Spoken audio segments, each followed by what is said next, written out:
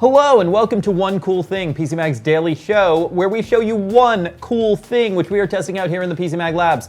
I am Sasha Sieg and this is Tom Brandt. If you are watching us live on Facebook, then please participate in the conversation, make comments, ask us questions. Social Pete here will relay your questions to us. If you are watching us on YouTube, please like and subscribe. Consider coming over to Facebook at 10 a.m. Eastern on weekdays for One Cool Thing. And the cool thing today is a truly cool thing. It is a thing with a long pedigree. It is a thing with a reputation that goes almost into our Stone Age past.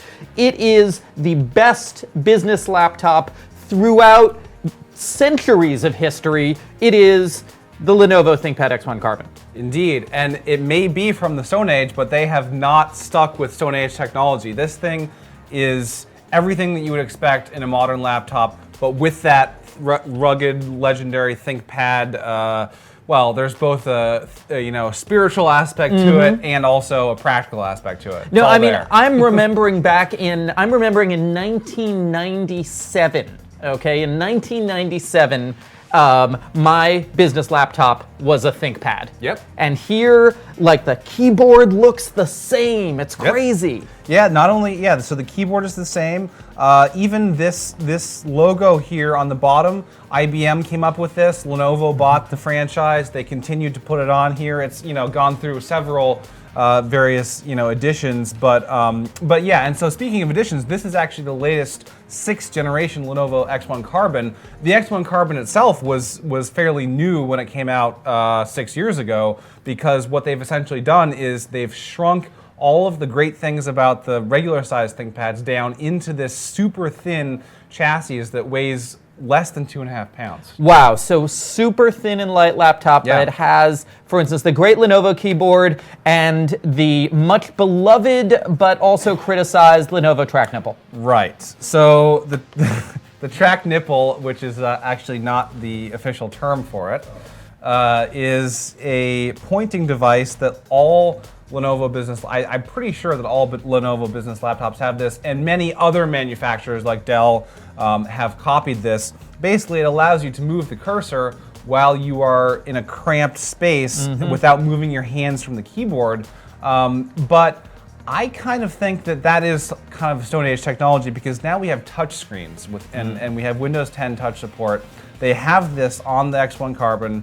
It is a touch screen, so I think that kind of fills the role. And now last year's X1 Carbon was not a touchscreen, so that's a significant upgrade here. Yeah, 2 years ago they had a touchscreen. Then they removed it. The idea being that a touchscreen adds weight and complexity to the screen. And what they figured out, what they were able to do this year, is they were able to enable touch without any added weight or complexity, because instead of putting a capacitive layer for your fingers on the screen, they actually integrated those touch transistors directly into the LCD. So it's still as thin and light as a non-touch panel. Now, I feel like this is one of those laptops where talking about things like processor and memory and storage and price get very wobbly, because you can probably configure it from here to like here, right? Indeed, yeah. It's not as configurable as some business laptops we've seen from Dell, but it is. There are many different preset configurations. This one that you're looking at right here costs $1,789,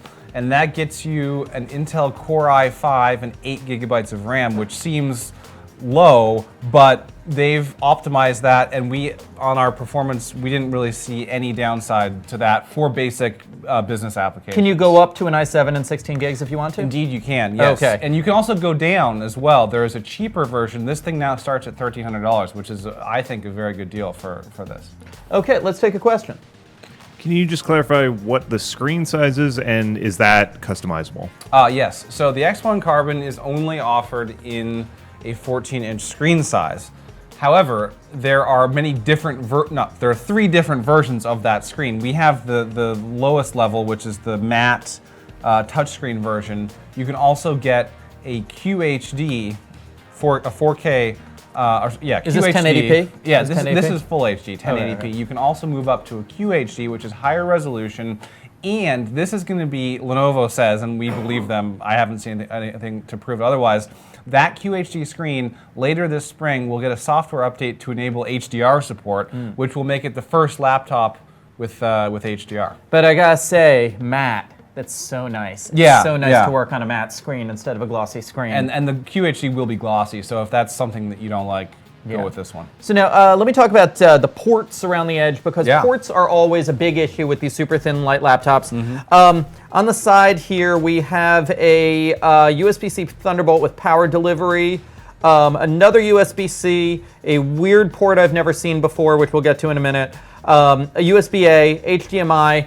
On the other side, another USB-A, Kensington lock port, headphone.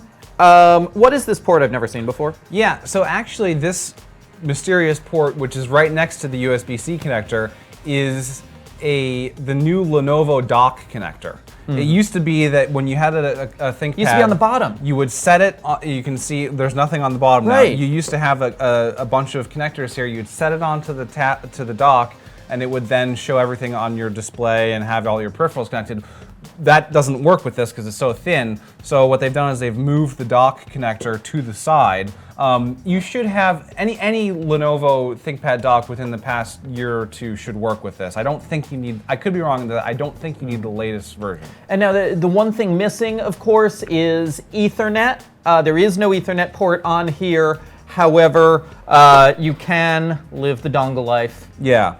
You could have a giant dongle like that, which will take care of all of your needs. And Sasha, you actually use that yourself on the road. Yeah. When I need to bring a super light laptop that has insufficient ports, this $25 Yeah. Aoki dongle is what I bring, and it's got the 3 USB-A, a USB-C, and an Ethernet. Right, but see, I think, so that's great for the MacBook, right? The 12-inch MacBook. But I think that this actually has, well, it does have way more ports than that, and pretty much all that you are missing is an Ethernet port, so you could conceivably get away with just getting a USB-C to Ethernet dongle. Gotcha. Let's take another question. Got a couple people asking about battery life. Yes, so battery life, if you are familiar with Lenovo, they take great pains to make their battery life huge, and I was actually... But the battery's not huge. But the battery's not huge, so I was kind of on the edge of my seat while we were doing our battery rundown test, because the equivalent to this that's not thin and light, which is the ThinkPad T470, it got more than 17 hours of battery life. And so I was hoping that this would do the same, but that one, the T470, has 2 batteries.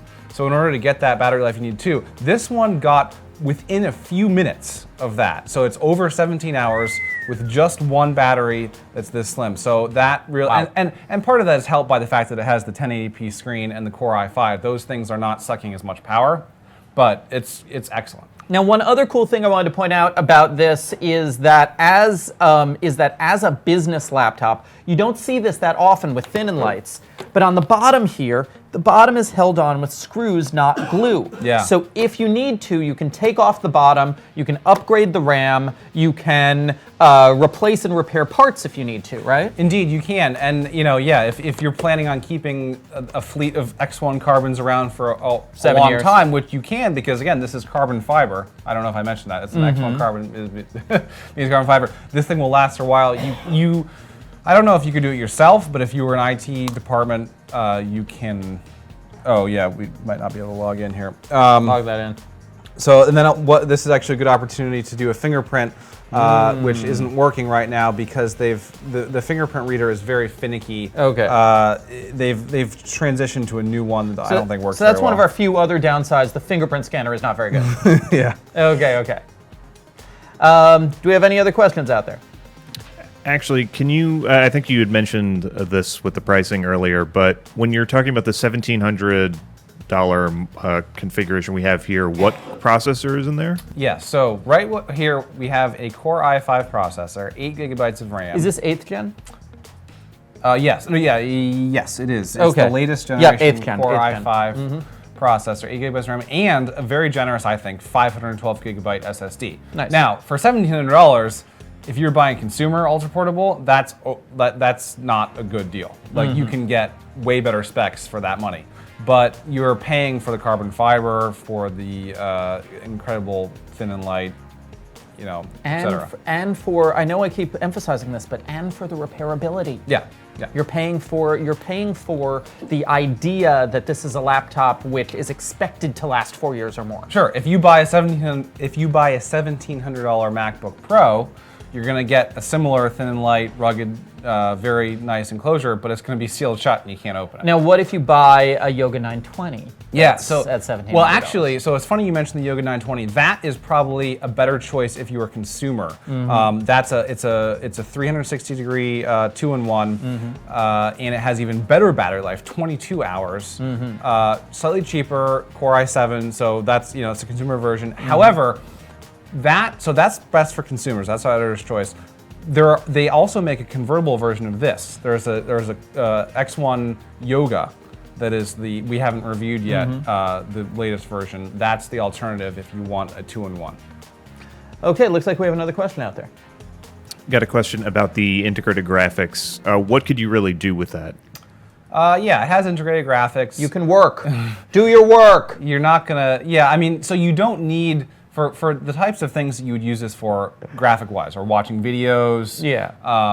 Video conferencing. Web browsing. An integrated graphics chip is fine, and you get the added benefit of weight savings and battery life. Do not expect to play, graphics-intensive games on this because they won't work. You can see, if you really are curious, our review on PCMag.com lists. Yeah, I mean, honestly, but except for certain very specialized applications, there aren't a lot of actual business applications that require high-end graphics power. True. I mean, you obviously aren't going to be using this for crypto mining. No. You're not going to be using it to render. To do 3D rendering. True. You're probably video editing, and it's still primarily a CPU rather than a GPU usage. Yeah. So it's just that the stuff that this is sold for, there isn't a lot of call for high-end GPU. True. Yeah. Any more questions out there? Can you just run down the storage options? Yes, so the storage options, if you choose the entry-level one, which is around $1,300, you get a 256 gigabyte SSD. This one right here is a 512 gigabyte SSD, and then I believe that it tops out at 1 terabyte, which if you max this out with 1 terabyte of storage, a Core i7, 16 gigabytes of RAM, and a QHD HDR display, you're going to be pushing $3,000. On the other hand, that is a wicked CEO laptop right there. Yeah. That is the C-suite. You're in the C-suite. Next question. Could you hook up an external monitor to it? Yeah, so there are a couple ways to do that. The best way that I think that I expect a business laptop to have is a regular full-size HDMI port, which, as we showed earlier, this one has. You won't find that on a MacBook. But I think of that more for projectors. Like with monitors nowadays, you want to go out through Thunderbolt. Yeah. Okay. Well, right. So quick on the fly. Like if you're presenting and you're troubleshooting and you can't connect to the monitor to a monitor or conference room setup, it's a lifesaver to have this HDMI because that simplifies things so much. So that's probably what we're going to be using this for most of the time. But you can, as you said, you can either, when you get back, you can either to your desk connect it via Thunderbolt DisplayPort or use the Lenovo dock. Actually, you're right. And we see that. So we here at PC Mag have a lot of different kinds of laptops, but many of the people at our desks do have Lenovo laptops. And there is a Lenovo dock at every one of those desk stations, right? Right. And that actually, so the new ThinkPad docks, that includes DisplayPort pass-through. So you're going to be, I mean, you can buy a separate adapter for USB-C Thunderbolt 3 to DisplayPort, but if you buy a dock, well, if you're lucky enough to have a company that buys a dock for you, the docks themselves are a couple $100. Yeah. So, that's the simplest solution. But it is great to have, I mean, you have these workstations where there's the dock, and that has the external mouse, and the external keyboard, and the external monitor, and whatever backup storage connected to it, and that's, that is a really good workstation. Yeah. Any more questions out there? Is it x86 compatible? It is x86. Well, Yeah. no, I mean it's x64 technically. Right, so it's a 64-bit operating system. It's a which right. is x86. That's x86. Right. So I'm not entirely sure what that question is. Well, let's talk a little bit about some of the super nerdy business stuff. It does not have a Xeon processor, so you cannot run super intensive applications that require a Xeon processor, or there's no EEC memory in this. So if you're using some sort of financial modeling software that requires error correction in the memory, you can't get that. You need a workstation for that. But this will run any 64-bit app. Now the question is, will it run? Does it have any trouble with really old 32-bit apps? I don't know. Okay. We have not tested that. That's more of a software limitation anyway. Okay. You may need to run Windows 7 or below for some sorts of those apps, but that's not something that we test modern laptops. And in that case, actually, I believe we generally advise if you need to do that, you just run Windows 7 in a VMware box, right? Yeah, or in a virtual machine. Or you can configure this with Windows 7. Okay. If you need to do that, if you have certain software applications that haven't been tested with Windows 10, you could run Windows 7 on this. Actually, we were running Windows 7 until very recently. Or I mean, you could run Windows 98 in VMware. If you feel like it. Yes, you could. The sky's the limit. Do a command line interface. While you're at it. Once you've started opening virtual machines, you can... Actually, I have a computer programmer friend who has an amazing laptop. He has a ThinkPad, but he uses a command interface for his primary operating system. Hey, for years I did a ton of stuff in PowerShell. Any more questions? Okay, so this is the Lenovo ThinkPad X1 Carbon 2018, because there's one every year. Sixth generation. It is 4 stars. It is editor's choice and the best business laptop you can get. Yes, you can get consumer laptops for a little more value, like the Yoga 920. The full review is up on PCMag.com. We love this laptop. Ask your boss to buy you one. If you are a boss, buy one like a boss. We thank you all for watching. This has been One Cool Thing. We will be back on Monday with another cool thing for you.